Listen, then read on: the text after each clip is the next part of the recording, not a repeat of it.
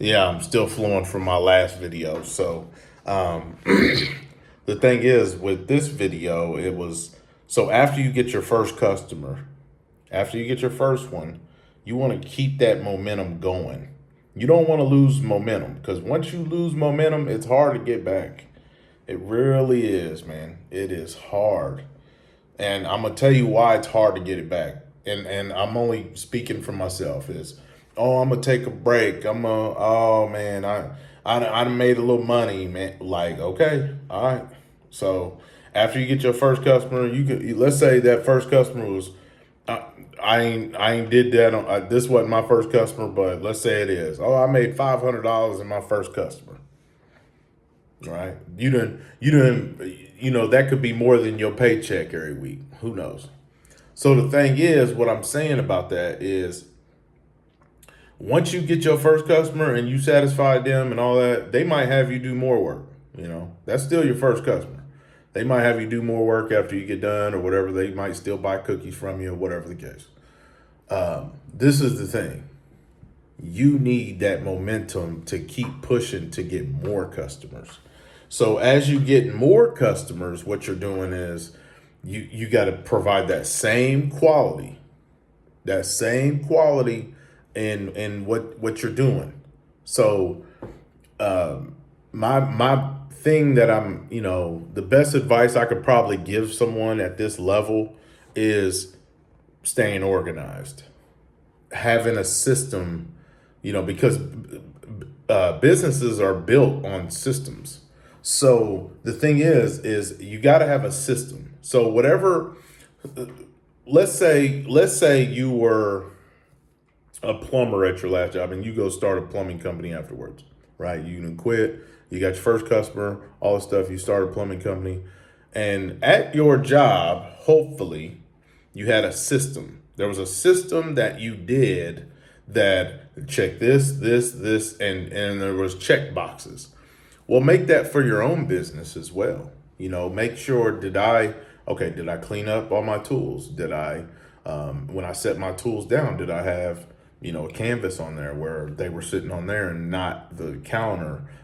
Did I put my shoe booties on? Did I whatever you did at a good company? I'm not because there's a lot of so companies that we think is good and they're not, right? So a good company will they're selling an experience, right? Whenever you do some work, you're also selling an experience. People have to have the experience. They got to know who you are. Like it's funny because you go to the bigger company and like let's say you go to a big HVAC company in Indianapolis. Well, you don't get to see the big dogs. You get to see the guy or the woman that's coming into your house. Her name may be Samantha or his name may be Jacob. The thing is, the customer knows them. Whenever you do something well, you're showing out for the company, which is good. But everything you do bad, you're showing for the bad for the company. So if you're everything in the company right now, you just got to understand that when you're making yourself look bad, your company look bad, and now it's going to be hard to get that traction back because one bad review or whatever, it takes a lot to get. It's kind of like what's that little game that people play? I tell you about the green elephant, and then by the time it gets to the 20th person, it's a green elephant with a long nose and it has feet with only 4 feet. You know what I'm saying? I don't know. Just random stuff.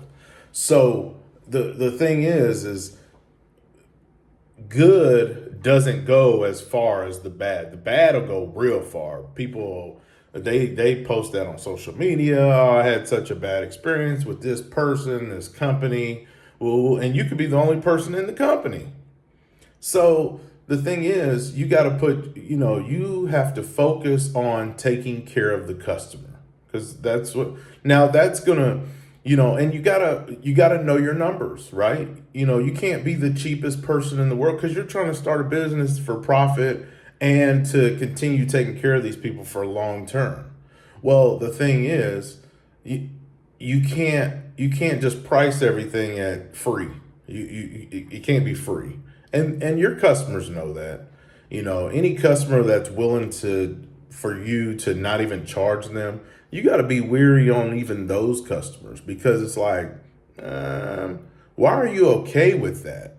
You know, you're okay with that. That's a moral. That's some moral stuff that maybe um, that they need to. You know, I don't know. They have to check that. So when it's all said and done, is price your services out correctly, your product out correctly, and just make sure you're and make sure you are doing it to make a profit, and also not just to make a profit, but the quality and